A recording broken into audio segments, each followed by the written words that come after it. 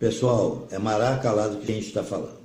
O STF está dividido, nós sabemos, em conflitos constantes do direito e das decisões que eles tomam, porque já vem lá de baixo apontando, eu julguei e puni fulano, e puni Beltrano.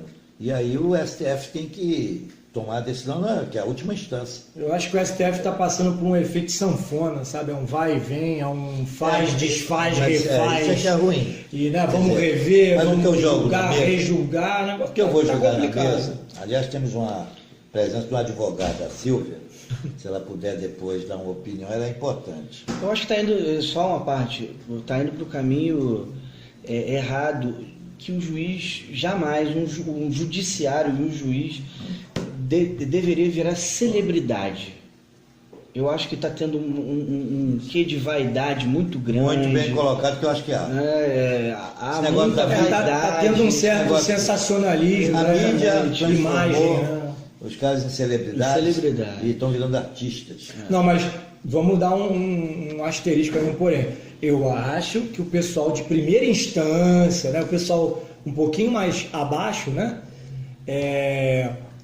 tá muito mais, vamos dizer assim, showtime, né, mais sensacionalista, mais, vamos dizer assim, mais estrela do que o pessoal da última instância. Eu acho que o pessoal de baixo está querendo realmente fazer muito mais show do que o pessoal que faz parte da grande corte, cara. A corte do país é a maior, é a última instância. Esses caras, esses indivíduos, são os maiores operadores do direito e são os que dão a palavra final. Após o superior, o Supremo... Não tem mais. Eu sempre tenho dúvida aqui que é Supremo, porque é superior. É o Supremo. Após o Supremo, transitou em julgado. É um abraço, acabou. Ali é a palavra final. Depois que você recorrer, a última... temos nomes... Nome no Supremo, nem nomes. Mas eu digo, o último recurso é julgado ali. Pessoal, acabou ali, acabou em geral. E tá virando um jogo de celebridade. Você sabe quanto custa a presença de uma figura dessa lá no Ministério, como ministro? Como ministro, desculpa aí, pisei no teu pé. Como ministro, você sabe quanto custa? Depois você diz o quê? Está falando de rendimentos? Quanto custa para nós, para a União, felizes brasileiros? Eu já ouvi salário de 500 mil. Acúmulo. De acúmulo. 500 mil então o pessoal já está igual o artista. Eu não coloquei ainda. Quanto custa? Você sabia que um ministro, eu tomei um susto lendo hoje algumas coisas, quanto o ministro tem 200 funcionários embaixo dele, para ele. Como aquelas coisas que a gente questiona do legislativo, que um vereador, um deputado, tem não sei quantos assessores e tal. Eu digo a mesma coisa? Ele tem muito mais. Então ele custa bilhões. Né? Isso aí custa bilhões. Por que eu estou falando isso para vocês desenvolverem? Porque esses caras não abrem mão da mordomia de nada, não enxugam a máquina deles e ficam falando que o país, na cabeça deles, acho que nem tem crise. Por não ter uma crise para ele... mas ele representa uma elite também, né? Acaba a corrupção por eles e continua o privilégio, desde que não mexam nos privilégios. Então para mim isso daí é uma maneira também de corromper a sociedade e que ela fica tumultuada. Por quê? Eu estava lendo, eu vou até confirmar depois com o Spinelli e você. Cara, hoje saiu isso. Quanto embaixo de cada ministro existe de funcionários, assessores, tipo assim, total 200. Cara que leva carrinho com processos, tem esses números, tipo 10 de cada um. Eu não estou dando o número correto não, tá? Depois motorista para ir e vir, para fazer não sei o quê. Depois o lanche dele. Não, e os auxílios? Tá dentro do orçamento o lanche especial. E aqueles auxílios, moradia, paletó, não sei o quê. Assessores que ele tem para dar o staff jurídico, Cara, você fica impressionado. Aliás, a sociedade precisa tomar conhecimento disso. Se a gente desdobrar e eu não trazer agora aqui esse número... Eu acho que, assim, uma parte, desculpa, mas são os grandes marajás. Né? Isso, mas a sociedade desconhece, porque o Mahat falou uma coisa que é apenas um símbolo que ele está dizendo, é a Suprema Corte. Cara, e o povo recebe. Não, é a elite do judiciário, né? Mas o povo aceita isso com a grande subserviência. Poxa, esses caras são os mestres, depois dele não tem mais ninguém. Então a sociedade... O exemplo tinha que vir de lá, né? Você sabia que a Casa Grande fez essa estrutura maldita da maneira que é, de um tamanho tão grande e que não transparece. Você vê um ministro desse sair sozinho, lindo, leve e solto. Então, eu acho o seguinte, um cara desse, por baixo dele, tem esse prejuízo para a nação, cara, tem esse prejuízo para a sociedade, e que muita gente, ao tomar conhecimento, vai olhar com outros olhos o conhecimento desse pessoal, entendeu? Até onde vai o conhecimento, a mordomia e a boa vida, porque lá no primeiro mundo não tem isso, eu tenho certeza. Juiz anda de bicicleta e de transporte público, né? É completamente diferente, então... não há como comparar um juiz de algum país da Europa, ou americano, América do Sul, América do Norte. Não há como comparar porque eles não têm as regalias que os nossos têm. O cara anda de bicicleta, o cara anda de transporte público, ele tem uma casa confortável, normal. Qualquer lugar desenvolvido é assim. O problema é que isso são as marcas do subdesenvolvimento, ou dessa questão de um país em desenvolvimento, país emergente. Pois não vai ser desenvolvido nunca. E eu não errei, não. Até da América do Sul mesmo. Tem países que são infinitamente mais sérios do que o Brasil. A gente tem países aí, por exemplo, como o Uruguai, onde um presidente da República, que não é novidade para ninguém, como vou citar o nome mesmo, Mujica, por exemplo, pega o salário todo, devolve, eu não vou ficar só com $1.000. Mas quem que faz isso? Não, isso aí é coisa de gente muito séria. Não, que eu estou dizendo, quem que faz isso? Né? Agora, a gente está falando do executivo. E eu não sou nem um pouco a favor do nosso presidente atual da República, mas, por exemplo, o nosso presidente se aposentou com 53 anos. Sim, mas eu digo... Que não soube responder numa entrevista. Mas eu digo o seguinte, independente disso, nós temos um teto, não sei o quê, ninguém pode ganhar em cima do teto. Muita gente ganha em cima do teto. E principalmente juízes. E muita gente ganha muito mais do que o presidente da República, mesmo ele tendo todas essas regalias. Então, assim, é um absurdo e eles votam esse absurdo. É inconstitucional, só para resumir, né? Seria, mas eles conseguiram que Mas a Carta Magna, eu acho que ela não é magna, eu acho que ela é mínima. Ela não sinalizou, porque a lei que a gente tem que deixar bem clara, ela foi feita, infelizmente, para uma sociedade pobre. Feita, por exemplo, para punir. Uma sociedade e para privilegiar. Uma sociedade de contrastes, onde a classe pobre sempre será punida. E em cima, eu acho, sempre sai fora pagando a sua, como é o nome? Alforria? Não, pagando. Eu bati com o carro, atropelei 1.000 pessoas e eu só. Multa. Uma multa. Fiança. Pagando uma fiança de R$300 mil, como o cara que estava dirigindo lá em São Paulo. Atropelou gente na calçada, estava, se eu não me engano, um Camaro, uma coisa assim, e ele simplesmente foi lá, cara, 300 mil para os seus fiança. Ele foi lá, e o pior é que o cara tem esses 300 mil, pagou, né? Aí você se sente o quê? Nada. Para onde vai esse dinheiro? Não, sabe-se lá de onde veio. O Pablo, eu não pergunto, sabe por quê? Será que isso não volta para a população? Isso tinha que voltar para as pessoas que sofreram algum tipo de acidente, de agressão. Não, e sabe o que agride mais? Sabe o que agride mais? Qual o pobre que tem esse valor para ser... Não, é isso que eu ia falar. Sabe o que agride mais? Não é que esse rico tem 300 mil de fiança estipulada e ele tem para pagar e paga e sai. É o cara que roubou um iogurte ou um biscoito velho, sei lá, até com a validade vencida, que muitos mercados vendem produto com a validade vencida, né? As pessoas não checam. E ele pegou aquilo, né? Afanou lá, usurpou, sei lá o que, qual é o nome. Roubou. E ele, né, roubou, vai para uma delegacia, é fichado, é tratado igual lixo, e é estipulado uma fiança para ele sair, que não é de 300 mil, é isso que me fere mais. É uma fiança, às vezes, de 1.000, de 2.000, de 10 mil, que é muito abaixo desses 300 mil, mas que com certeza o delegado ou o juiz sabe que ele não vai ter como pagar. E o que vai acontecer? Ele vai entrar naquele presídio superlotado. Vai ficar 10 anos. porque estava pegando algo para comer. Porque ele é esquecido, simplesmente ele é esquecido lá. Ou vira troféu, quando é do Estado, a punição. Esse cara não é cidadão, como ele é tratado como lixo. Os presos que roubaram bolacha, pedacinho de carne, pro Antônio Carlos Magalhães.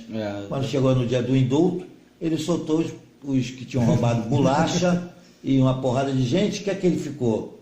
Esse é uma pessoa boa. É o herói, né? Porque o coitado da senzala, ele pensa assim, pô, esse senhor aqui pelo menos me ajudou, me soltou, cara. O pouquinho que você tem já é um sistema judiciário do Brasil é uma vergonha.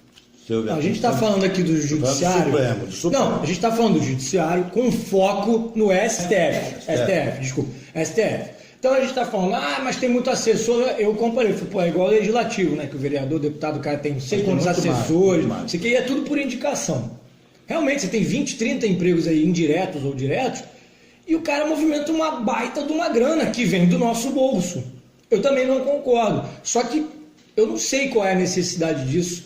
O que eu sei é que realmente eles mexem com coisas do Brasil inteiro. Mas na nossa mesa temos uma especialista nesse caso que vai dar o depoimento. Não vai dar nada. Não, gente, olha só.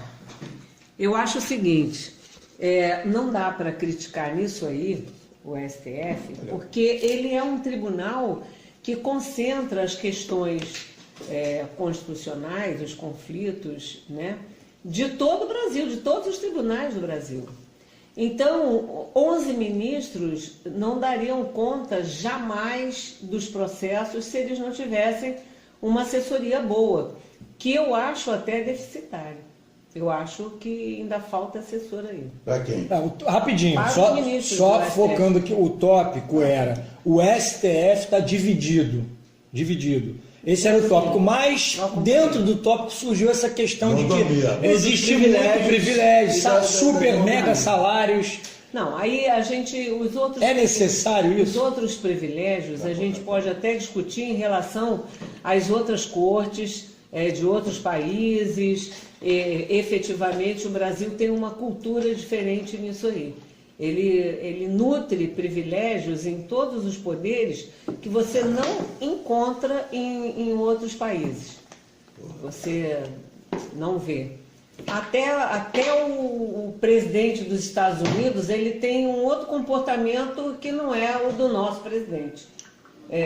Tem outra postura. Não, sim, mas na conjuntura do país. É agigantado e tal, em poder, mas não tem o comportamento que tem aqui. Aqui é um negócio diferente mesmo. Não, o que a gente está dizendo é o seguinte, dentro da nossa realidade, existem esferas de poder, né, que dizem que são iguais e tal, mas dentro dessas esferas tem muito privilégio, muito auxílio, e esse auxílio aqui é necessário. Essa quantidade de auxílios... De assessores necessários. Auxílio moradia, auxílio paletó, colégio, lanche, comida. Não, aí nesse ponto aí eu não vou... Eu digo assim, para um ministro, adentrar, porque isso é uma discussão que eu acho que já se dá no país, né? De que as mordomias são muitas, efetivamente, mas... a seriedade da profissão, o encargo de um ministro do STF... É muito pesada. É uma coisa muito pesada, é muito séria. Eu concordo também. Entendeu? Eu acho que o salário tem que ser o suficiente para abranger todas as necessidades, e ponto final. O que não justifica mega salário. Já chegou a 500, às vezes, já teve um caso de R$1 milhão de atrasados e acumulou, de acúmulos de todos os auxílios. Aí a gente tem que ver caso a caso, porque isso também é uma situação. É uma situação e que pode envolver outras verbas que o possível ministro estivesse reivindicando. Outra coisa, são brechas na lei, né? Eles legislam sobre isso e o pessoal do judiciário nada mais faz do que reivindicar os seus direitos, né? Eu tenho direito a isso, eu vou pegar. O que a gente está discutindo aqui agora, no caso, é o que a gente acha absurdo, mas que é legal, senão eles não estariam recebendo. Agora, cada vez que vocês... Legal mas na minha opinião é imoral. Exatamente, não é uma coisa imoral. A assessoria não é igual a uma assessoria parlamentar.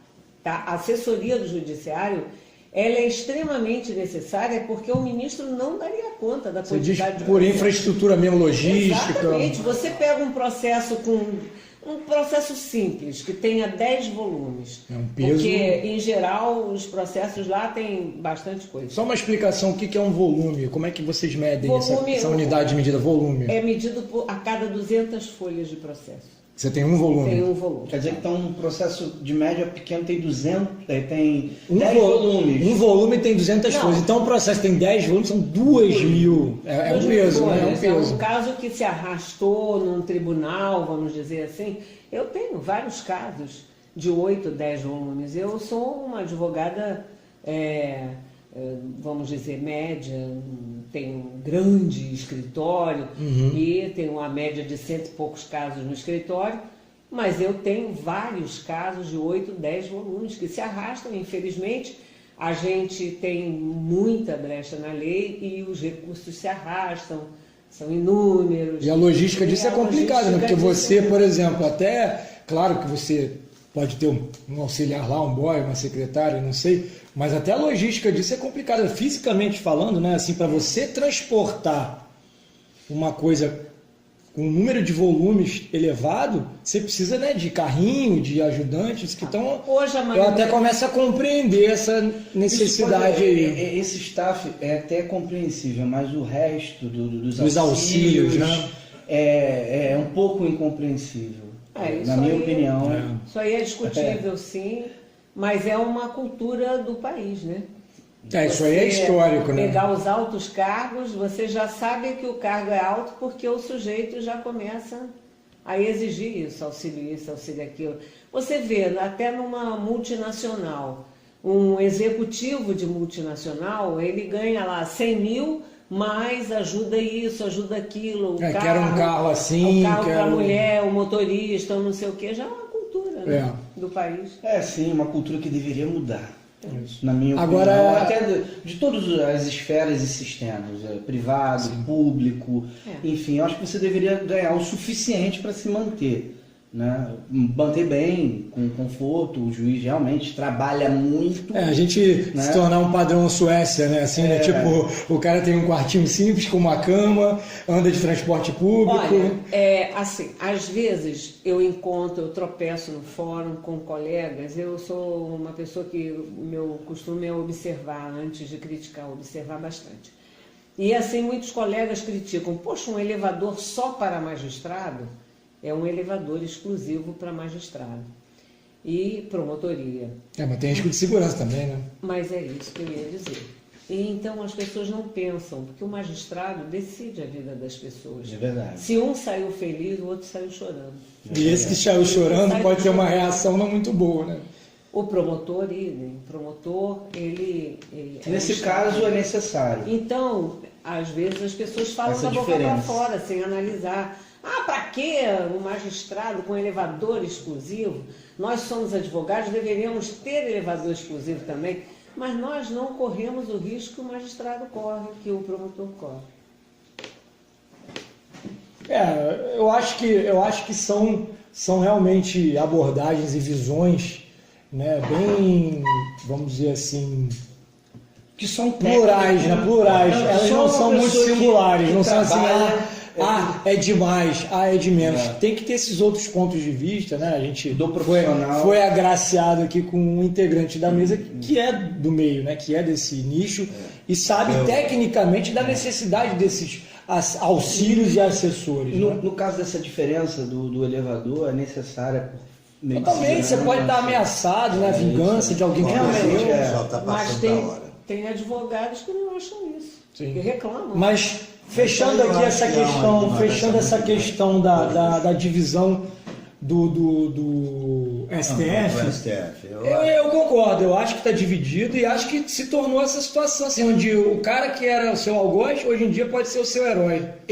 Depois dessa visão técnica passada aqui pela Silvia Spinelli, eu só discordo da parte do privilégio de auxílio.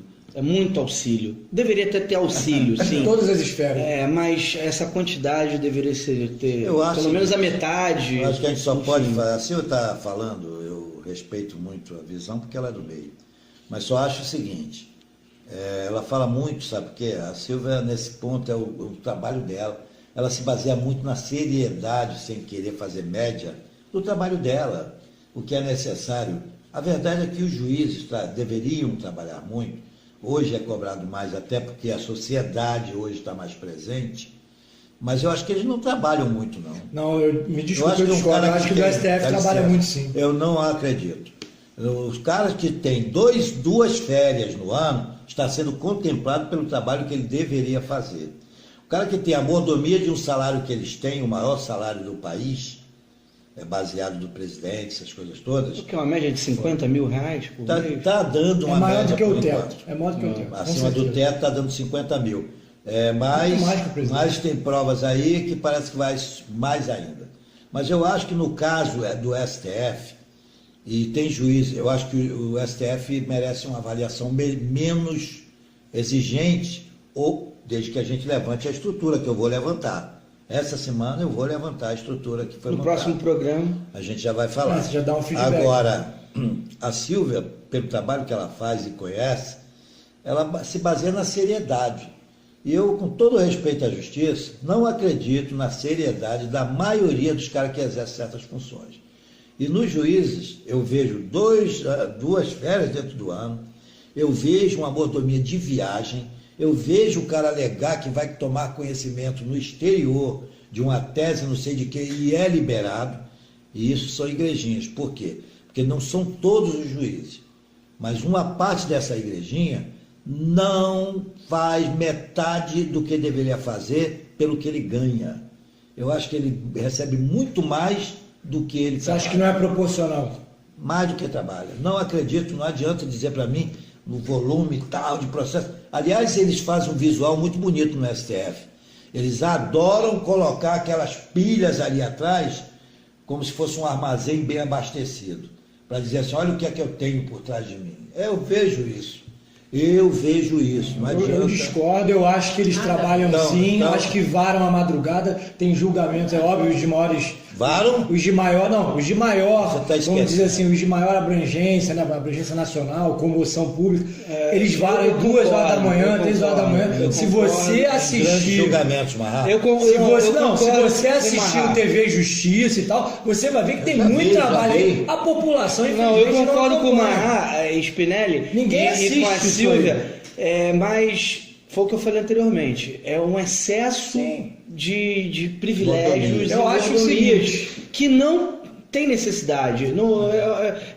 Tem uma diferença muito grande aí, do princípio. com que o pobre, a pessoa que não tem nenhum tipo de acesso a nada. Olha só, fica um negócio vergonhoso. Não, tem que fechar assim. 270, parece que é 274. Processos para esse tribunal aí, TF4, julgar 300... Mas ele não é o STF. Dá licença, 270 juízes, 270, certo? Sabe o que eles fizeram? Na frente, eles pegaram o que interessava discutir e deram privilégio. Ninguém pediu isso, não. Pegaram na fila um cara que estava sendo condenado, todo mundo sabe aqui quem é, o caso do Lula. Eles pegaram, e aquele processo teve o privilégio de ser julgado na frente dos 270 que estava lá. Ele era 271 da fila, ou 275. Isso foi denunciado pela defesa, foi denunciado. Então você vê que trabalho é esse que os caras têm 270. Eles alegaram uma celeridade por conta do fim da corrupção. Isso aí eu vou. É uma coisa que. Isso aí eu vou discordar. Eu acho primeiro que foge ao tópico, a gente estava falando do STF, não estava falando de quarta. Não, tudo bem, mas já que entrou. Isso aí está abaixo, né, do STF. A gente está falando do STF, né? Do vira, não vira do STF. Não, da justiça agora, em geral. Não, o tópico era STF, mas tudo bem, não vou ser aqui caxias de que tem que ser. Mas na justiça em geral, todos têm privilégio, Sim, todas as instâncias. Eu discordo em parte e tem coisas que eu realmente não vou me pronunciar, porque eu não sou desse métier, eu não sou desse meio, eu não sou advogado, não sou operador do direito. O que acontece? Tem coisa, mas é igual a questão da política ou de coisas que eu domino.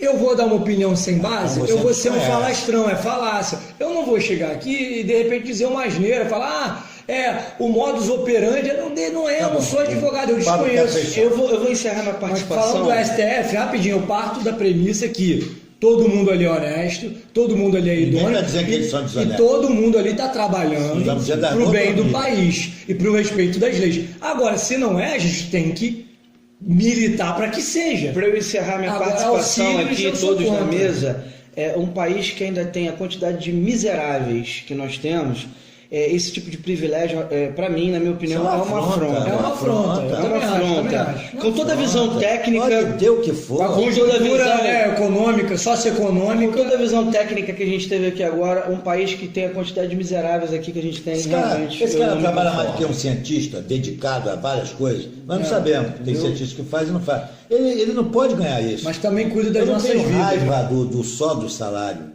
Eu tenho uma ojeriza, uma coisa sobre esses privilégios dessa turma da justiça. Essa quantidade de privilégios saiu do controle. Eu acho que mega salário não merece uma proteção salarial dessa. Nem ninguém. Tantos privilégios. Então, o presidente da República trabalha muito mais, o cara não consegue sossegar, porra. O que tem de problema para o presidente da República? Não, acho que a gente não pode comparar os poderes, não. O Legislativo, o Judiciário e o Executivo, todos têm a sua importância, todos são um grande peso nesses dias, né, de último escalão. Mas não para ter esse privilégio. Sim, agora não justifica mega salário nem auxílios mirabolantes, não. O presidente, a justiça está diretamente ligada à sociedade. E aí? O trabalho do presidente da República, ele é feito a muito longo prazo, assim, articulando, não sei o quê. A sociedade, ela estende a mão para o judiciário imediatamente. Não, desculpa, Silvia. Ela pede o direito dela. A sociedade estende a mão constantemente para o presidente da República. E para o... Mas eu concordo que mas a justiça é ao mesmo tempo discordando de um. Mas é o único meio que a gente tem de exercer, né, o nosso direito. Porque essa extensão, ela é financiada pela sociedade. E tem que ter uma resposta rápida, realmente, que não tem. E acumula-se privilégios e mais privilégios. Que tem. Toda hora. Exatamente. Então, encerrando aqui...